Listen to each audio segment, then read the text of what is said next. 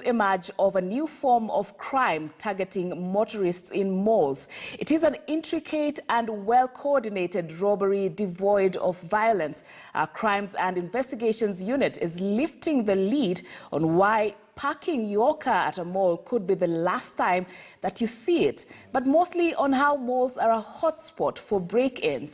And with exclusive CCTV footage, we can now show the extent of the cartel. Here now is our Crimes and Investigations reporter, Brian Obuya.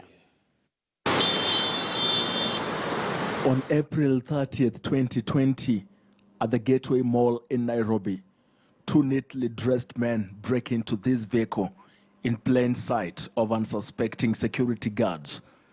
One of the men keeps flashing keys while on a suspected imaginary phone call to create the impression that they own the car.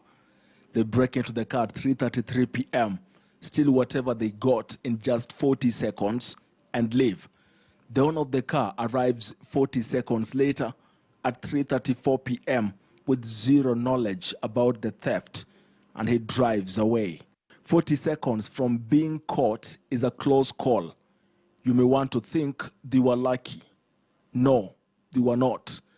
All this while, when the owner of the car was doing his shopping, he was being closely monitored by this man.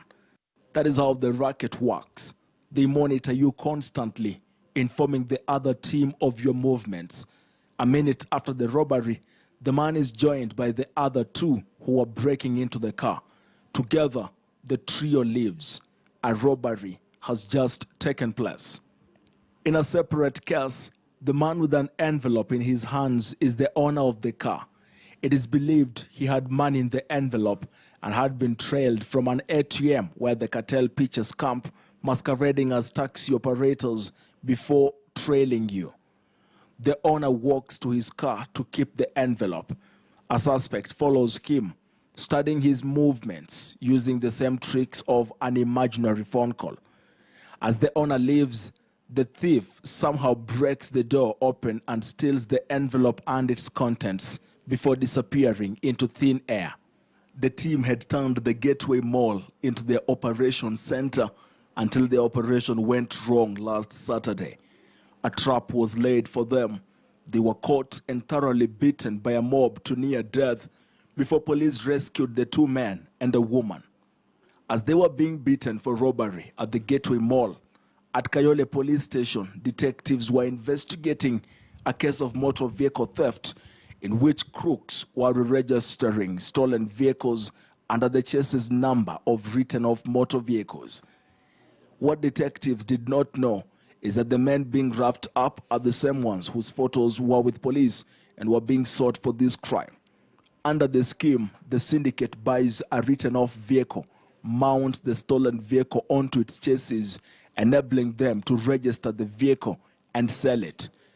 Sources who continue to talk to our investigations unit have intimated that these crooked operations are happening in Nairobi's Kariobangi estate and at a popular garage in Ngara.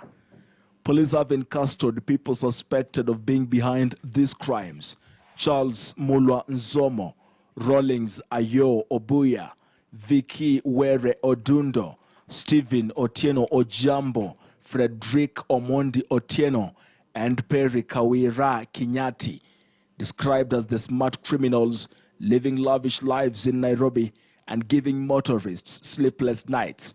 One of the suspects was arrested with a brand new BMW. Police sources have indicated that most of those previously arrested have been released on police bail only to go back to their business of theft. Their release has been suspected to be influenced by senior police officers who have close ties with the criminals and maybe the crime itself. Brian Obuya, KTN News. Indeed, a very worrying trend right there, as revealed by our investigative unit, and calling for vigilance.